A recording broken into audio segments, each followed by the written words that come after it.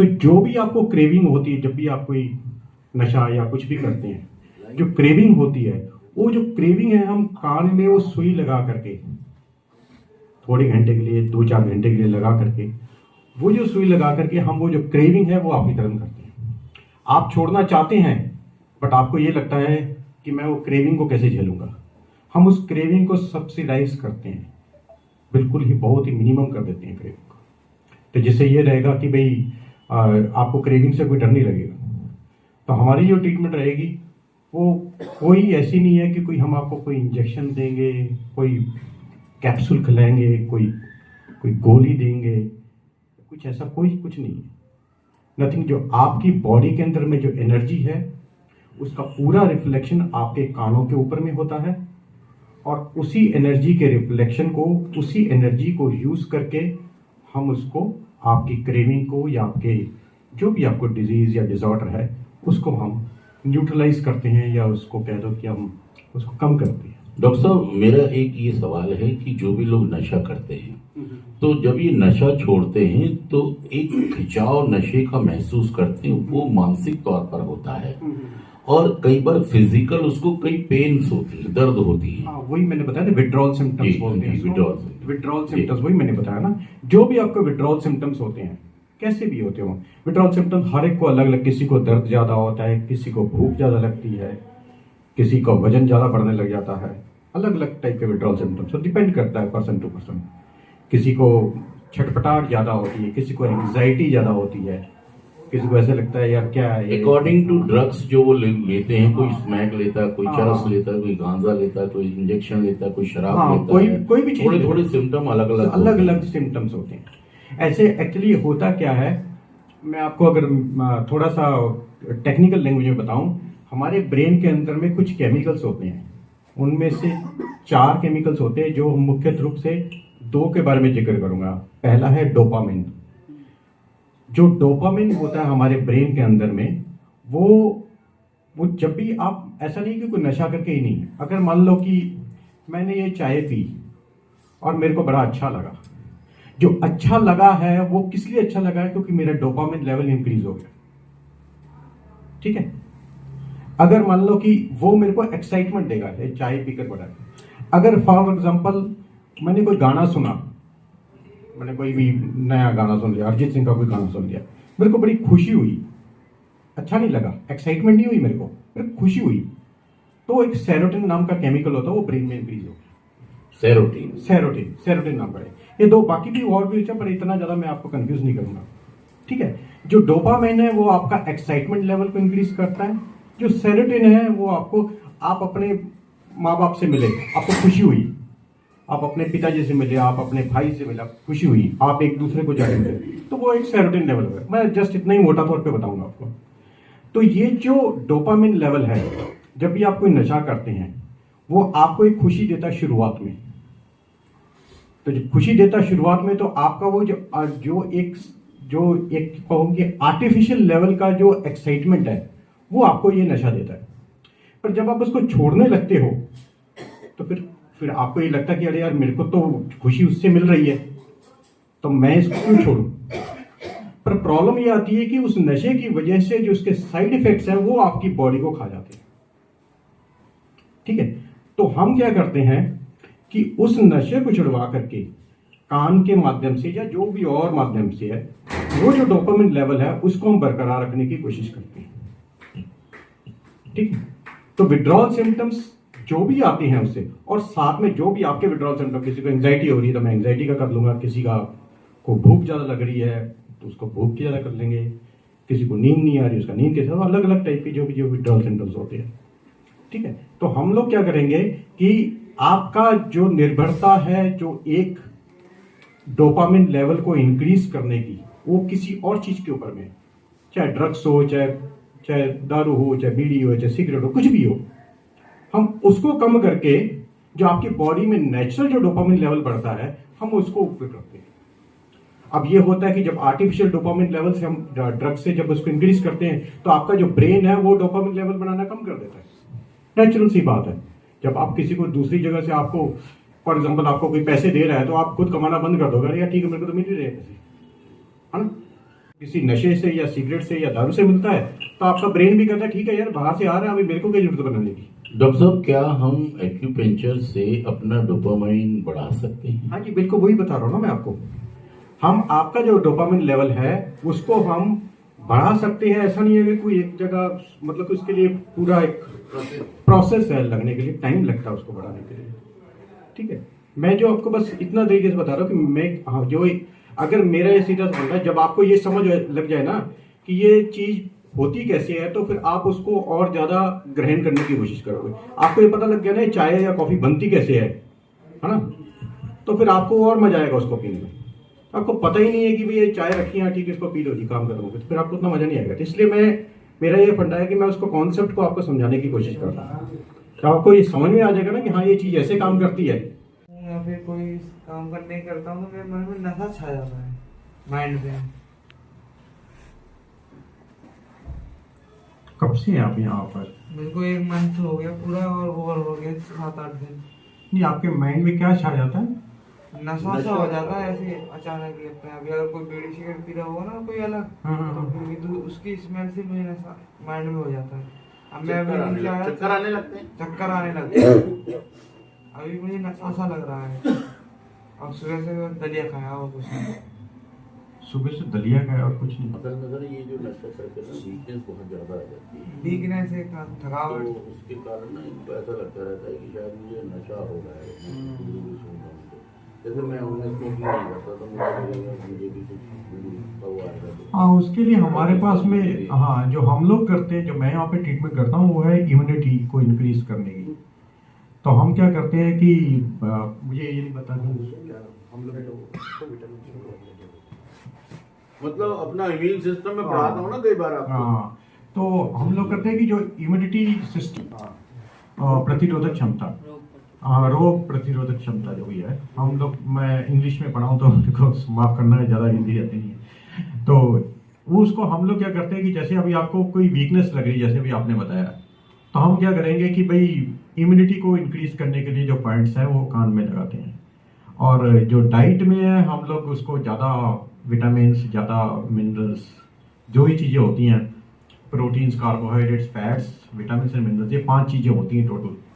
तो हम उनको ज़्यादा विटामिन और ज़्यादा मिनरल्स, एक्स्ट्रा सप्लीमेंट्स देने की कोशिश करते हैं, ताकि जो, क्योंकि ये होता है जो जो आपको कार्बोहाइड्रेट, फैट्स और प्रोटीन्स तो नॉर्मल मिल जाते हैं, बट जो विटामिन और मिनरल्स है ना, ये नशे की वजह से अपनी बॉडी जो है उनको एब्जॉर्ब नहीं होने देती। बहुत सारी ऐसी मेडिसिन भी होती हैं। तो हम लोग क्या करते, हम लोग यानी कि मैं जो करता हूँ वो ये है कि उनको फिर सप्लीमेंट्स मैं उनको देता हूँ, तो उसके हिसाब से फिर हम लोग ट्रीट करते हैं। कोई बात नहीं, ठीक हो जाएगा, ऐसा कुछ नहीं कि नहीं ठीक हो सकता, ठीक हो जाएगा। सर ये जो एक्यूपेंचर जो आप देते हैं, निडल्स देते हैं, क्या वो पेनफुल होता है जब वो लगता है कान में? नहीं, बिल्कुल पेनफुल नहीं होता। वो जो उसकी नीडल होती है वो अपने बालों से भी पतली होती है, इतनी बारीक होती है। अगर मैं उसको टेक्निकल लैंग्वेज में बताऊं तो 0.18 mm की होती है वो, 0.18 mm की होती है, इतनी छोटी होती है, आपको शायद दिखाई भी नहीं देगी, वो दिखाई भी नहीं देगी। अगर मैं बोलूं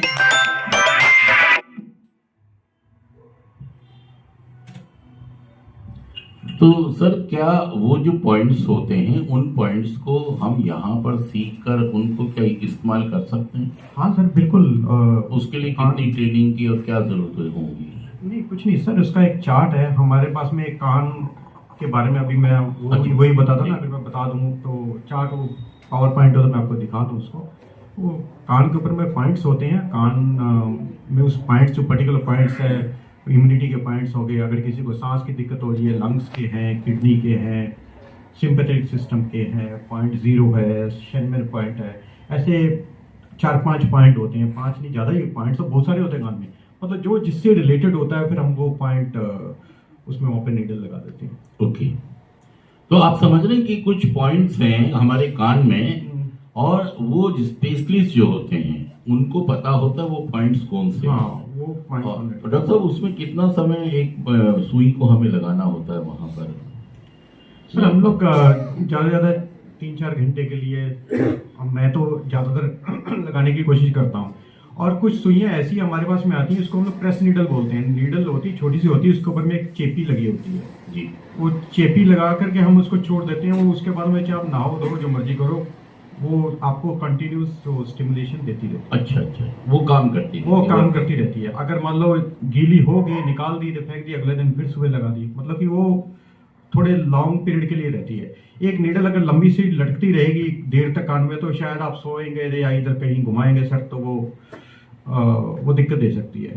तो अलग अलग तरीके हैं लगाने के। नीडल्स भी कई प्रकार की आती हैं, कि प्रेस नीडल्स आती हैं। एक हमारे पास में वकेरिया सीड्स आते हैं, एक बीज होता है, वकेरिया नाम का एक सीड होता है जी। वो वकेरिया के सीड्स हम लगा देते हैं। उसमें ये दिक्कत उसका ये है कि ड्रॉबैक है, फिर वो सीड आपको खुद को दबाना पड़ेगा। जैसे अभी इनको क्रेविंग हो रही है, जी। तो वो पॉइंट का हम बोलेंगे ठीक है तुम दिन में कम से कम 3 बार, सुबह दोपहर शाम, जी। उसको सीड को दबाते रहो। ओके। तो वो पसीना आया कुछ आया वो निकल जाती है। अगर दबाते रहोगे तो वो चिपका भी साथ में रहेगा। अच्छा डॉक्टर साहब, एक जो सबसे बड़ी धारणा होती है, जितने लोग भी नशा करते हैं उनको लगता है कि अगर हम एलोपैथिक मेडिसिन को इस्तेमाल करें तो विड्रॉल में जल्दी फर्क पड़ेगा। बाकी जो पद्धतियां हैं भारत में, हम देखें यूनानी भी है, आयुर्वेद भी है, होम्योपैथी भी है, और आप जैसा बता रही कि एक्यूपेंचर में भी ऐसा है। तो लेकिन सबसे बड़ी एक डिपेंडेंसी जो धारणा जो लोगों की बनी है, उनको लगता है कि नहीं एलोपैथिक मेडिसिन से ही मतलब हमारे विड्रॉल सिम्टम काबू में आएंगे, बाकी दूसरी पद्धति से शायद वो काबू में ना आए। ऐसा लगता है ना सबको कि अगर हम कोई नशा छोड़ने की एलोपैथिक मेडिसिन खाएंगे तो ही हमारे विड्रॉल कम होंगे, नहीं तो हम होम्योपैथिक खाएंगे, आयुर्वेदिक खाएंगे तो हम, ऐसा कुछ नहीं, धारणा है? ऐसा नहीं है। देखो एलोपैथी जो है ना, उसके निकोटिन पैचेस आते हैं एक, ठीक है। तो जो आप लोग नशा जो भी करते हो, तो वो एक आपका जो निकोटिन लेवल है उसको इंक्रीज करता है। तो वो क्या करेंगे, आप सिगरेट मत पीजिए या कोई नशा मत कीजिए, उसकी जगह में हम आपको निकोटिन शरीर के यहाँ पे बॉडी में लगा देते हैं, छाती पे या कहीं लगा देते हैं। तो उससे आपकी स्किन के अंदर में एब्जॉर्ब होकर वो निकोटिन आपकी बॉडी में जाता रहेगा, ठीक है। बट उसके ना, मैं ये नहीं कहूँगा कि वो पद्धति गलत है, कईयों को वो अच्छी भी लगती है, कहीं वो ठीक भी रहते हैं। पर ये मैं मानना है कि बस आपने कान इधर से नहीं पकड़ा, आपने कान घुमा कर उधर से पकड़ लिया। अच्छा डॉक्टर साहब, मेरा मानना क्या है कि जितने भी लोग नशा करते हैं, शायद इनको जितने भी लोग या दर्द में होते हैं, ड्रग एडिक्ट नहीं, जितने लोग दर्द में होते हैं, तो सभी को बड़ा बेसब्रापन होता है कि हाँ, जल्दी से मेरा दर्द ठीक चला जाए। हाँ, बस फिर पद्धति कोई सी भी हो, मुझे कोई मतलब नहीं है, बस मुझे ये मतलब है हाँ, कि मेरा दर्द मतलब शॉर्टकट चाहिए। करेक्ट होता है। वो तो हर किसी को रहता है। अगर मेरे भी सर में दर्द हो रहा है तो मैं भी कहूँगा यार जल्दी से, जुकाम लग रहा था वो जल्दी से ठीक हो जाए। चाहे आप आयुर्वेदा से कराओ, चाहे आप होम्योपैथी से कराओ, चाहे आप कुछ भी कराओ। बस एलोपैथी का ये एक बेनिफिट है कि ये आपकी जो सिम्टम्स है वो बड़ी जल्दी उसको रिलीफ मिलता है। मेरे को जुकाम लगा, मैंने एक सिट्रिजिन की गोली खाई, रिलीफ मिल गया, ठीक है। पर जो एलोपैथी वो आपको कभी जड़ से नहीं ठीक करती। डायबिटीज हुई, शुगर हाई हुई, डायनल की गोली खा ली, मेटफॉर्मिन की गोली, शुगर कम हो गई, रूट कॉज पे नहीं काम करती। रूट कॉज के काम सिर्फ हमारा एक आयुर्वेदा काम करता है, या मैं ये कहूँगा कि मैं अभी एक्यूपेंचर में हूँ तो हम लोग करते हैं, काम करते हैं, योगा काम करता है। हमारी जो पद्धति है वो, जो हिंदुस्तान की जो पद्धति है वो रूट कॉज के ऊपर में काम करती है। एलोपैथी है वो सिम्टम के ऊपर में काम करती है। ब्लड प्रेशर हाई हुआ, एटानॉल की गोली दी, ब्लड प्रेशर कम हो गया। पर क्यों हाई हुआ, कैसे हाई हुआ, कब हाई हुआ, उसके ऊपर काम नहीं करती। इसलिए जब भी आपको कोई शरीर में दर्द हो रहा है, वोवरॉन की गोली दी है, कोई भी पेन किलर खाया, बॉडी में गया, चलो जी दर्द खत्म हो गया। तो वो इमीडिएट इफेक्ट के लिए, इमरजेंसी के लिए एलोपैथी बेस्ट वन है।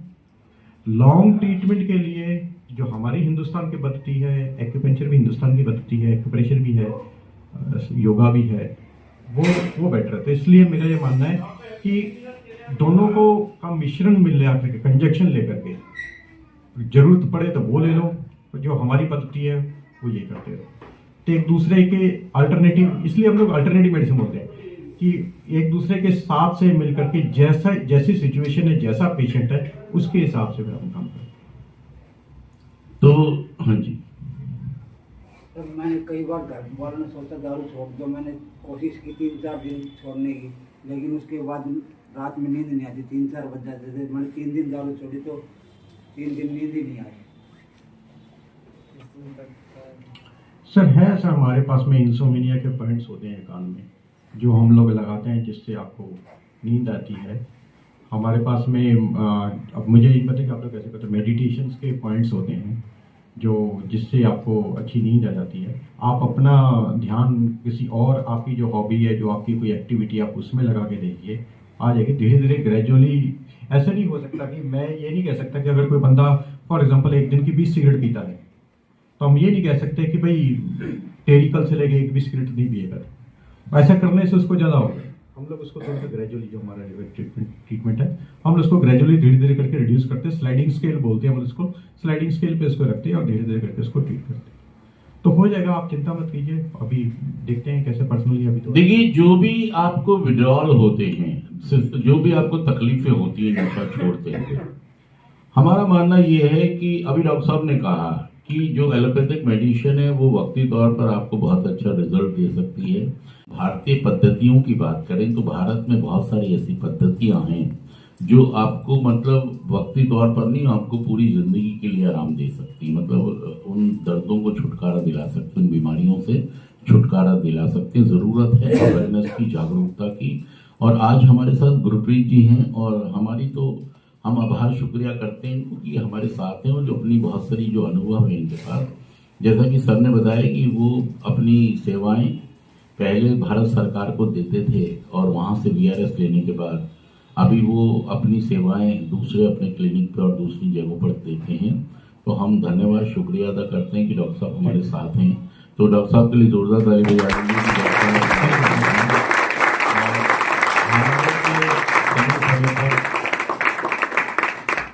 मैं तो आपके पास आता ही हूँ, हर समय आता हूँ, हर हफ्ते आता हूँ।